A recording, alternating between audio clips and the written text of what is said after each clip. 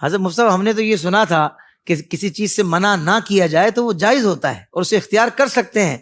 تو نماز میں تیسرا سجدہ کرنے سے منع نہیں کیا گیا، تو کیا تیسرا سجدہ کرنے کی بھی اجازت ہوگی؟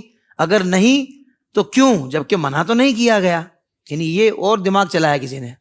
دیکھیں، منع کرنے کا طریقہ ایک تو یہ ہوتا ہے کہ ڈائریکٹ منع کیا جائے ٹھیک کہ ہے. یہ کام نہیں کرنا، جیسے شراب نہیں پینی، سور نہیں کھانا، ایک تو یہ ڈائریکٹ منع ہے. ٹھیک ہے. اور ایک یہ ہوتا ہے کہ کوئی کام کر کے دکھایا اور ساتھ میں قید لگا دی کہ یہ کام ایسے ہی کرنا ہے، ایسے ہی درست ہوگا. ایسے ہی کرنا ہے. ٹھیک ہے نا.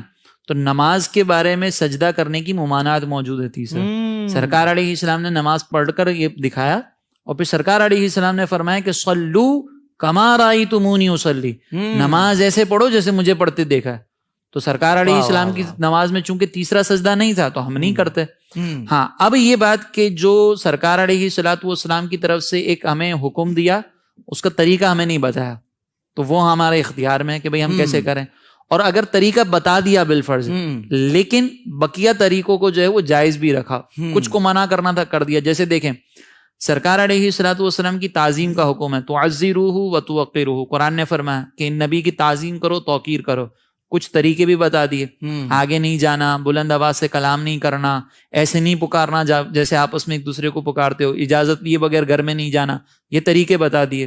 کچھ کو منع کر دیا، سجدہ نہیں کرنا منع کر دیا نا. اس کے بعد کیا کسی اور چیز سے منع کیا؟ نہیں. تو صحابہ نے پھر وہ عمل اختیار کیا جو صحابہ کو لگتا تھا کہ یہ تعظیم والا عمل ہے اور اسے منع نہیں کیا. اب قرآن کی کوئی ایک آیت، کوئی ایک حدیث آپ اٹھا کر دکھا دیں جس میں یہ لکھا ہوا ہو کہ سرکار علیہ السلام نے یہ حکم دیا ہو کہ جب میں گیسو ترشواؤں تو میرے گیسوؤں کو ہاتھ پہ لے لینا، جب میں وضو کروں تو اس کا پانی زمین پہ نہ گرنے دینا.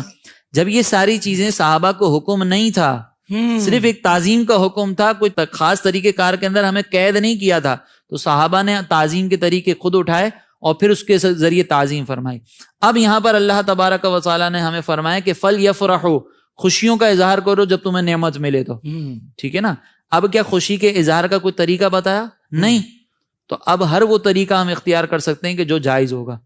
تو اب ہم یہاں پر جو طریقہ کار اختیار کرتے ہیں نا، وہ سارے اس کی اجازت ہمیں قرآن و حدیث سے ملی ہے. کسی خاص طریقے سے منع کر دیا تو وہ ہمیں اختیار نہیں کرتے اور منع کرتے ہیں. بجلی چوری کرنے سے منع ہے نا، تو ہم کہتے ہیں کہ بھئی کنڈا لگا کے آپ نے چراغاں نہیں کرنا، بل پے کرنا ہے اور چراغاں کرنا ہے. سلامت رہیے. اسی طریقے سے مسلمان کو تکلیف دینا منع ہے. ہم نے کہہ دیا کہ بھائی آپ کو چراغاں ایسے نہیں کرنا، جھنڈا ایسے نہیں لگانا کہ کسی مسلمان کو تکلیف ہو.